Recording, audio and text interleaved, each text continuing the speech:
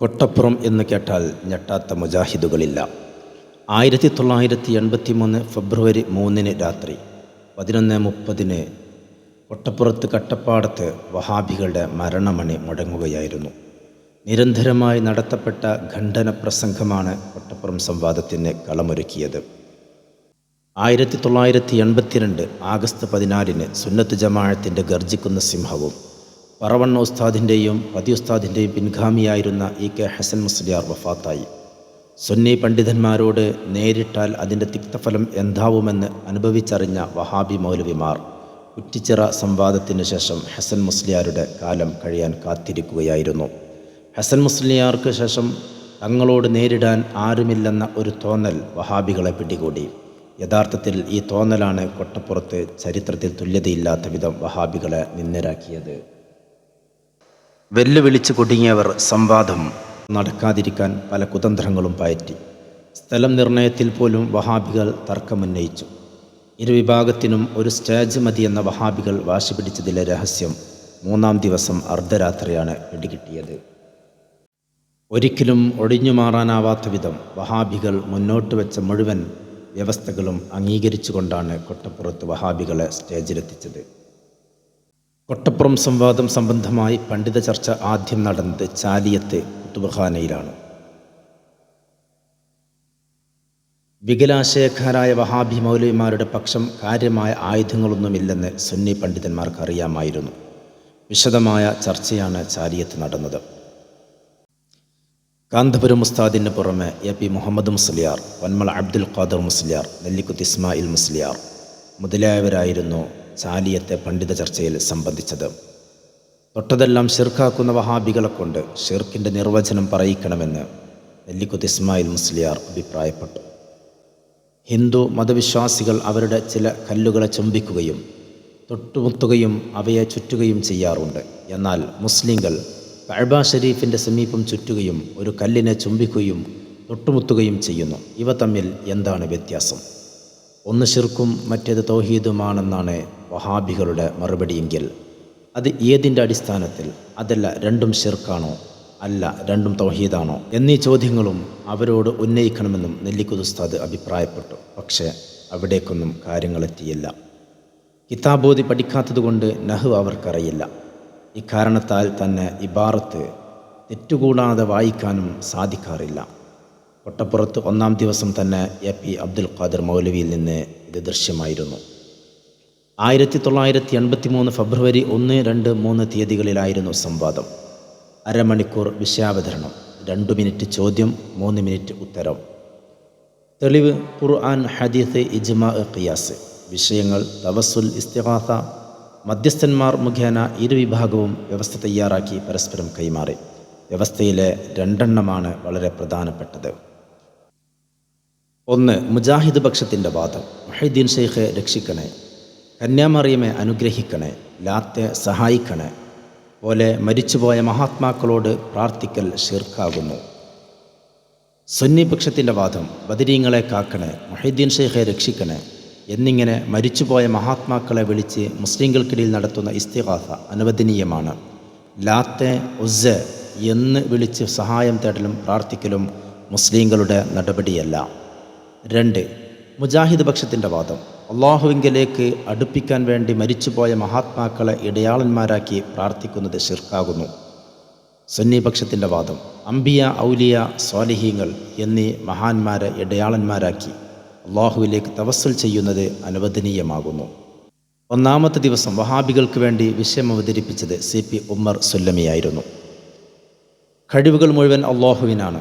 അവൻ അപ്പോൾ നൽകിക്കൊണ്ടിരിക്കുന്ന കഴിവേ സൃഷ്ടികൾക്കുള്ളൂ എന്ന വിശ്വാസത്തോടെ മഹാന്മാരോട് ചെയ്യുന്ന ഇസ്തിഗാസയെ ലോകത്ത് ആദ്യമായി എതിർത്ത വ്യക്തി ഇബ്നു തൈമിയ്യയാണ്. ഈ വാദം സമർത്ഥിക്കാൻ ശ്രമിക്കുന്നതിനിടയിൽ നിരവധി ആയത്തുകളും ഹദീസുകളും ദുർവ്യാഖ്യാനം ചെയ്യാൻ വഹാബികൾ നിർബന്ധിതരാകാറുണ്ട്. ഇസ്തിഗാസ ഷിർക്കാണെന്ന് മൗലവിക്ക് സ്ഥാപിക്കണം. സ്റ്റേജിൽ കയറി എന്തെങ്കിലും പറയാൻ വാദപ്രതിവാദത്തിൽ നടക്കില്ല. പരിശുദ്ധ ഖുർആനിലെ ദുആ, ദഅവത്ത് എന്നീ പദങ്ങൾക്ക് മൗലവിമാർ സ്വയം അർത്ഥമുണ്ടാക്കി. വിളിച്ചു പ്രാർത്ഥിക്കുക എന്ന അർത്ഥം സങ്കല്പിച്ച് അത് ഷിർക്കാണെന്ന് സമർത്ഥിക്കാൻ ശ്രമിച്ചു. സുന്നികളെ മുശ്രിക്കാക്കുന്ന തിരക്കിനിടയിൽ മക്ക മുശ്രിക്കുകളുടെ വിശ്വാസത്തിൽ കുഴപ്പം സംഭവിച്ചിട്ടില്ലെന്ന് പോലും മൗലവി പറഞ്ഞുപോയി. സുന്നികൾ അംഗീകരിച്ച് ചെയ്തു പോരുന്ന ഇസ്തിഗാസ ശിർക്കാണെന്ന് സമർത്ഥിക്കാൻ എന്തെല്ലാം ഉരുണ്ടുമറിയൽ നടത്തിയിട്ടും മൗലവിക്കായില്ല. അരമണിക്കൂർ സമയത്ത് വിഷയാവതരണത്തിന് ശേഷം സുന്നി പക്ഷത്തു നിന്നും ചോദ്യങ്ങൾ ഉന്നയിക്കാൻ കാന്തപുരം ഉസ്താദ് എഴുന്നേറ്റു. കാന്തപുരം ഉസ്താദ് ചോദ്യമുന്നയിച്ചു. ഷിർക്ക് എന്ന പദത്തിൻ്റെ നിർവചനം, ആയത്ത്, ഹദീസ്, മറ്റു പ്രാമാണിക രേഖ ഉദ്ധരിച്ച് വിവരിക്കുക. മുസ്ലിം ലോകം ഒന്നടങ്കം അംഗീകരിച്ച് ചെയ്തു പോരുന്ന അനുവദനീയമായ പലതും നിങ്ങൾ ഷിർക്കാക്കാറുണ്ട്. ആയതിനാൽ ഞാൻ ആവശ്യപ്പെടുന്നു, ഷിർക്കിൻ്റെ നിർവചനമെന്ത്? പിന്നെ ഇവിടെ വിഷയാവതരണത്തിൽ ദുആ ഇബാദത്താണെന്ന് പറഞ്ഞു. എല്ലാ ദുആയും ഇബാദത്താണോ? ഈ രണ്ട് ചോദ്യത്തിന് രേഖ ഉദ്ധരിച്ച് മറുപടി പറയണം. മറുപടി: AP അബ്ദുൽ ഖാദർ മൗലവി. ഷിർക്കിന് ഭാഷാപരമായ അർത്ഥവും സാങ്കേതികമായ അർത്ഥവുമുണ്ട്. ഷിർക്ക് എന്നാൽ അല്ലാഹുവിൻ്റെ ദാത്തിലോ സിഫത്തിലോ അഫ്ആലിലോ മറ്റുള്ളവരെ പങ്കുചേർക്കലാണ്. ഇത് രേഖകളുടെ അടിസ്ഥാനത്തിൽ തെളിയിക്കണമെങ്കിൽ ഞങ്ങൾക്ക് സാവകാശം വേണം. 3 മിനിറ്റിനകം ഞങ്ങൾക്ക് 2 ചോദ്യത്തിന് ഉത്തരം പറയുന്നതെങ്ങനെ? എല്ലാ വിളിയും ഷിർക്കല്ലെന്ന് ഭംഗ്യമായി മൗലവി സമ്മതിച്ചു. കാന്തപുരം ഉസ്താദ്: ഷിർക്കിൻ്റെ സാങ്കേതികാർത്ഥം തന്നെയാണ് ഞങ്ങൾക്കറിയേണ്ടത്. ഇവിടെ അല്ലാഹുവിൻ്റെ ദാത്തിലോ സിഫാത്തിലോ പങ്കുചേർക്കലാണ് ഷിർക്കെന്ന് പറഞ്ഞതുകൊണ്ടായില്ല. അതിന് ആയത്തോ ഹദീസോ ഓതണം. മറ്റ് പ്രാമാണിക തെളിവുകൾ വേണം. സമയം ആവശ്യമുണ്ടെങ്കിൽ ഞങ്ങൾ തന്നുകൊള്ളാം. നമ്മുടെ സംവാദ സമയങ്ങൾക്കിടയിൽ എപ്പോഴെങ്കിലും പറഞ്ഞാൽ മതി. എല്ലാ വിളിയും ഷിർക്കാണോ? അല്ലേ? മറുപടി വേണം. മൗലവിയുടെ സ്വന്തം വക പറഞ്ഞതുകൊണ്ടായില്ല. അതിന് ആയത്തിൽ നിന്ന് ഹദീസിൽ നിന്ന് തെളിവുദ്ധരിക്കണം. ഷിർക്കിൻ്റെ നിർവചനം ജനങ്ങൾക്ക് മനസ്സിലാക്കി കൊടുക്കണം. മൗലവി അല്ലാഹുവിന് പങ്കുകാരെ ചേർക്കലാണ് ഏറ്റവും വലിയ ഷിർക്ക്. ഇത് അല്ലാഹു ഒരിക്കലും പൊറുക്കാത്ത ഒന്നാണ്. ഞങ്ങളുടെ വിഷയാവതരണ സമയത്ത് ഷിർക്കിനെ പരാമർശിക്കുന്ന നിരവധി ആയത്തുകൾ നിരത്തിവെച്ചിട്ടുണ്ട്. ഖുർആനിൽ ദഅവത്ത് എന്ന് പ്രയോഗിച്ചതുപോലെ തന്നെയാണ് ഖുതുബിയത്തിൽ മിൻ അജ്ലി ദഅവതിഹി പ്രയോഗിച്ചത്. എല്ലാ ദുആയും ഷിർക്കാണോ എന്ന 2ാം ചോദ്യത്തിന് 3ാം അവസരത്തിൽ ദുആ എല്ലാം ഇബാദത്തല്ലെന്ന് മൗലവി സമ്മതിച്ചു. 4ാം അവസരത്തിൽ കാന്തപുരം ഉസ്താദ് പറഞ്ഞു, എല്ലാ ദുആയും ഇബാദത്തല്ലെന്ന് സമ്മതിച്ച സ്ഥിതിക്ക് ഇബാദത്താകുന്ന ദുആ ഏത്, ഇബാദത്ത് ആവാത്തത് ഏത് എന്ന് നിങ്ങൾ വേർതിരിക്കണം. 4ാം അവസരത്തിൽ മൗലവി ഷിർക്കിൻ്റെ നിർവചനം പറഞ്ഞില്ല. ഷിർക്ക് എന്നാൽ ശരീക്കിനെ സൃഷ്ടിക്കൽ എന്ന് പറഞ്ഞു. ഒരു അറബി പദത്തിന് മറ്റു അറബി പദം അർത്ഥമാണെന്ന രൂപത്തിൽ പറഞ്ഞത് നിർവചനമല്ലെന്ന് മൗലവിക്ക് തന്നെ അറിയാമായിരിക്കാം. സംസാരത്തിൽ പല സ്ഥലത്തും തപ്പിത്തടയിലും ശുണ്ടികയറിലും അനുഭവപ്പെട്ടു. മൗലവി പകുതി സമ്മതിച്ച സ്ഥിതിക്ക് പ്രശ്നത്തിന് പരിഹാരമാകാൻ പോകുന്നു എന്ന കാന്തപുരം ഉസ്താദിൻ്റെ അഭിപ്രായം മൗലവിക്ക് തീരെ പിടിച്ചില്ല. അടുത്ത അവസരത്തിൽ മൗലവി അതിരുവിട്ട് ക്ഷോഭിക്കുകയും സംസ്കാരശൂന്യമായി പെരുമാറുകയും ചെയ്തു. മനുഷ്യ കൈവിൻ്റെ അപ്പുറത്തുള്ള കാര്യങ്ങൾ അല്ലാഹു അല്ലാത്തവരോട് ചോദിക്കലാണ് ഷിർക്ക് എന്ന് മൗലവി വാദിക്കുന്നു. പക്ഷേ മൗലവിക്ക് അത് തെളിയിക്കാൻ കഴിയുന്നില്ല. ഇടയ്ക്കിടയ്ക്ക് മൗലവി സഹപ്രവർത്തകരുടെ നിരയിലേക്ക് തിരിഞ്ഞു നോക്കുമ്പോൾ അവർ മൗലവിയുടെ കണ്ണിലേക്ക് മിഴിച്ചു നോക്കുന്നു. ഇത് കണ്ട് സദസ്സിൻ്റെ മുൻനിരയിലുള്ളവർ ചിരിക്കുന്നു. ഇടയ്ക്ക് വെച്ച് മൗലവി വൻ വെഡിത്തം വിളമ്പുന്നു. പ്ലസ് അർത്ഥന വിശദീകരിച്ച് അവസാനം മൗലവി മല പ്ലസ് ധോരം, മലധോരം എന്ന് പറഞ്ഞപ്പോൾ സദസ്സിൽ നിന്ന് കൂട്ടച്ചിരി ഉയർന്നു. ഈ ചിരിയിൽ ചില മൗലവിമാരും പങ്കുകൊണ്ടു. വെപ്രാളത്തിനിടയിൽ മലം പ്ലസ് ധോരമാണ് മലധോരമെന്ന കാര്യം പോലും പാവം മൗലവി മറന്നുപോയി. കഴിവിനെ മൗലവി 2ആക്കി വിഭജിക്കുന്നു: അല്ലാഹു കൊടുത്തതും കൊടുക്കാത്തതും. അല്ലാഹു കൊടുക്കാത്ത കഴിവിൽ നിന്ന് സഹായം ചോദിക്കാം എന്ന് സുന്നികൾക്ക് ഒരു പുതിയ വാദമുള്ളതായി തെറ്റിദ്ധരിപ്പിക്കാൻ മൗലവി ഒരു പാഴ്ശ്രമം നടത്തി നോക്കിയെങ്കിലും കാന്തപുരം ഉസ്താദ് ഇത് തൊണ്ടിസഹിതം പിടികൂടിയത് മൗലവിക്ക് ഒരു അടിയായി. ഇതിനെതിരെ മൗലവിക്ക് കാന്തപുരം ഉസ്താദ് താക്കീതും കൊടുത്തു. 5ാം അവസരത്തിലും എല്ലാ അപേക്ഷയും ഷിർക്കാണോ എന്ന ചോദ്യത്തിന് ഒരു മറുപടിയും മൗലവി പറഞ്ഞില്ല. സമയം നീങ്ങിക്കൊണ്ടിരിക്കുന്നു. ചോദ്യത്തിനൊന്നും മറുപടി ഇല്ലാതെയായി. കാന്തപുരം ഉസ്താദ് ചോദ്യം ആവർത്തിച്ചു കൊണ്ടിരുന്നു. മൗലവിയുടെ സംസാരം ബ്രേക്ക് പോയ വണ്ടിയെപ്പോലെ അതിലെയും ഇതിലെയും ആടിയുലഞ്ഞു. 6ാം അവസരത്തിൽ ഷിർക്കിന് നിർവചനം പറയാതെ രക്ഷപ്പെടാമെന്ന് നിങ്ങൾ വിചാരിക്കണ്ട എന്ന കാന്തപുരം ഉസ്താദിൻ്റെ താക്കീത് കേട്ട് മൗലവിമാർ ഞെട്ടി. ഷിർക്കിൻ്റെ നിർവചനം പറയാൻ ആവശ്യപ്പെട്ടതിന് ഷിർക്കിനെക്കുറിച്ച് ഖുർആനിൽ പല സ്ഥലത്തും പറഞ്ഞിട്ടുണ്ടെന്ന് മൗലവി പറഞ്ഞു. ചോദ്യത്തിന് മറുപടി പറഞ്ഞില്ല. കാന്തപുരം ഉസ്താദ് വീണ്ടും പറഞ്ഞു, ഷിർക്കിൻ്റെ നിർവചനം നിങ്ങൾ പറയണം. കാരണം ആ നിർവചനത്തിൻ്റെ പരിധിയിലാണോ മുസ്ലിം ലോകം ഒന്നടങ്കം അംഗീകരിക്കുന്ന ഇസ്തിഗാസ എന്ന് ജനങ്ങൾക്ക് അറിയേണ്ടതുണ്ട്. ആയതിനാൽ ഷിർക്കിൻ്റെ നിർവചനം ആയത്തുകൊണ്ട്, ഹദീസുകൊണ്ട്, മറ്റു തെളിവുകളെ കൊണ്ട് സമർത്ഥിക്കണം. സ്വന്തം നിലയിൽ എന്തെങ്കിലും പറഞ്ഞതുകൊണ്ടായില്ല മൗലവി സാഹിബ്. ചോദ്യത്തിന് മറുപടി പറയാതെ കുറേ ആയത്തോതിയത് കൊണ്ടായില്ല. ഖത്തം ഓതാൻ നമുക്ക് വേറെ സമയം കാണാം എന്ന് കാന്തപുരം ഉസ്താദ് പറഞ്ഞതിനെയാണ് മൗലവി പിന്നീട് ചാടിപ്പിടിച്ചത്. പരിശുദ്ധ ഖുർആനിനെക്കുറിച്ച് സുന്നി പണ്ഡിതന്മാർക്ക് മതിപ്പില്ല പോലും. വിഷയം മാറി സംസാരിക്കാനുള്ള വേലയും സുന്നി പണ്ഡിതന്മാരുടെ മുന്നിൽ നടന്നില്ല. അള്ളാഹുവുണ്ട്, മനുഷ്യനുമുണ്ട്. അള്ളാഹു സഹായിക്കും, മനുഷ്യനും സഹായിക്കും. എവിടെ ശിർക്ക്? അള്ളാഹുവുമുണ്ട്, മനുഷ്യനുമുണ്ട്. ഇത് ശിർക്കാവുകയില്ലെന്നും ചോദ്യത്തിൻ്റെ മറുപടിയായി മൗലവി പറഞ്ഞു. അള്ളാഹു സഹായിക്കും, മനുഷ്യനും സഹായിക്കും എന്ന പരാമർശം മൗലവി ബോധപൂർവം ഒഴിവാക്കി. മനുഷ്യന് സ്വന്തമായുള്ള പ്രകൃതിപരമായ കഴിവിൽപ്പെട്ടത് ചോദിക്കാം എന്ന മൗലവിയുടെ സംസാരം എടുത്തുദ്ധരിച്ചായിരുന്നു കാന്തപുരം ഉസ്താദിൻ്റെ അടുത്ത ചോദ്യം. അള്ളാഹു കൊടുക്കാത്ത പ്രകൃതിപരമായ കഴിവ് ഏതാണ്? ഉത്തരം പറയേണ്ടുന്ന സമയത്ത് മനുഷ്യന് പ്രകൃതിപരമായ ചില കഴിവുകളുണ്ടെന്ന് മൗലവി ആവർത്തിച്ചു. ഷിർക്കിൻ്റെ നിർവചനം എന്ത്? എല്ലാ അപേക്ഷയും ആരാധനയാണോ? മനുഷ്യ കഴിവിൻ്റെ പരിധി എത്ര? തുടങ്ങി ചോദ്യങ്ങൾ ആവർത്തിച്ച് ചോദിച്ചിട്ടും മറുപടി പറയാതെ മൗലവി ഉരുണ്ടു കളിച്ചു. സമയം എങ്ങനെയെങ്കിലും കൊല്ലുക എന്ന വിഷയത്തിൽ മൗലവി ജയിച്ചു കൊണ്ടിരിക്കുകയാണ്. മനുഷ്യ കഴിവിൻ്റെ പരിധി എത്ര എന്ന ചോദ്യം നിലവിലിരിക്കെ മൗലവി തപ്പിത്തടഞ്ഞു പലതും പറയുന്നു. വെറുതെ പറഞ്ഞാൽ കാന്തപുരം വിടില്ല, തെളിവ് വേണം. എന്തു ചെയ്യാൻ? ഉത്തരം പറയുന്ന ആളെ ഇടയ്ക്ക് വെച്ച് മാറ്റാനും വയ്യ. ബിൽഖീസ് രാജ്ഞിയുടെ സിംഹാസനം കൊണ്ടുവരാമെന്ന് വിജ്ഞാനം നൽകപ്പെട്ട ആൾ പറഞ്ഞതും അപ്രകാരം ചെയ്തതും ഖുർആനിൽ നിന്ന് കാന്തപുരം ഉസ്താദ് എടുത്തുധരിച്ചപ്പോൾ മൗലവിയുടെ കണ്ണിൽ ഇരുട്ട് കയറി.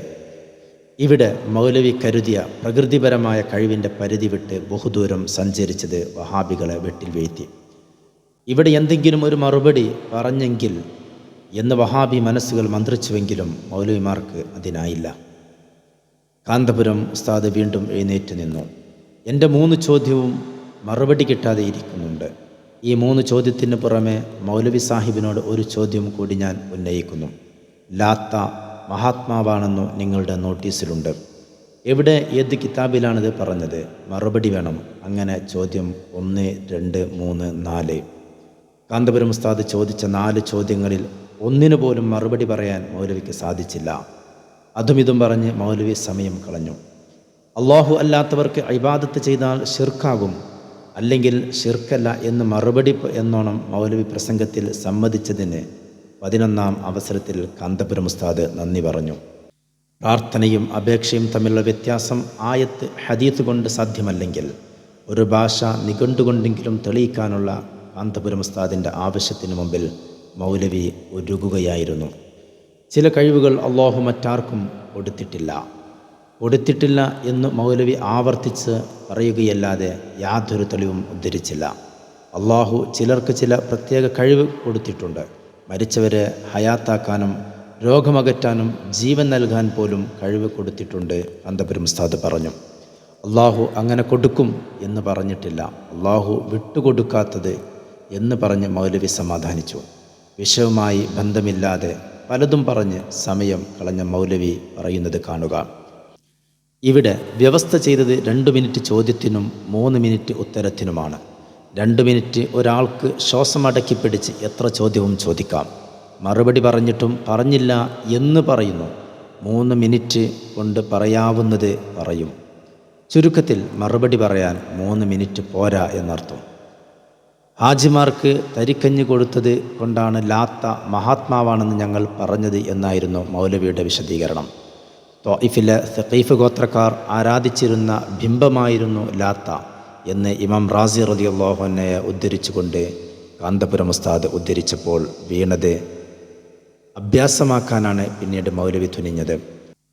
ലാത്തയുടെ തരിക്കഞ്ഞ് കുടിച്ചവർ തടിച്ചിരുന്നു തുടങ്ങിയ പല മദ്ഹും പറയാനുണ്ടെന്നാണ് മൗലവിയുടെ വാദം. ഹാജിമാർക്ക് തരിക്കഞ്ഞ് കൊടുത്തെങ്കിൽ അവിടെ തന്നെ ലിൽ മുശ്രിക്കീന എന്നുണ്ട്. ബഹുദൈവ വിശ്വാസികൾക്കാണ് തരിക്കഞ്ഞ് കൊടുത്തത് എന്ന കാന്തപുരം ഉസ്താദിൻ്റെ വിശദീകരണം കേട്ടപ്പോൾ മൗലവി പരവശനായി.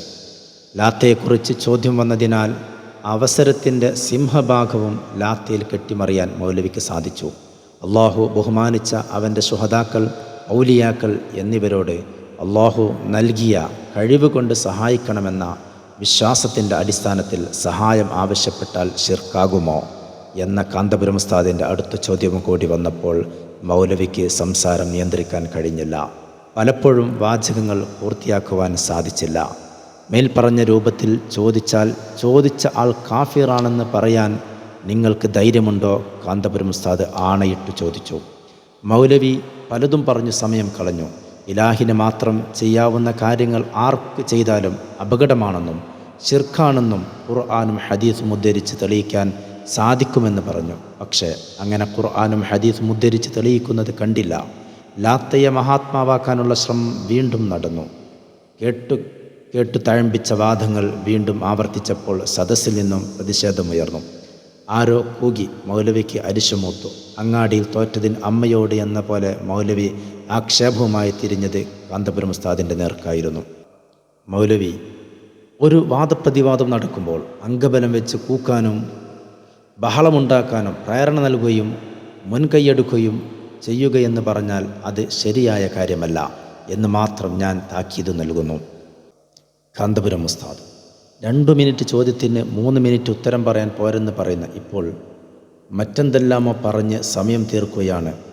ഹാജിമാർക്ക് തരിക്കഞ്ഞ് കൊടുത്തതുകൊണ്ട് മാത്രം സ്വാലിഹാവുകയില്ല. ഇമാം റാസി റളിയല്ലാഹു അൻഹു പറഞ്ഞത് അത് കല്ലാണെന്നാണ്.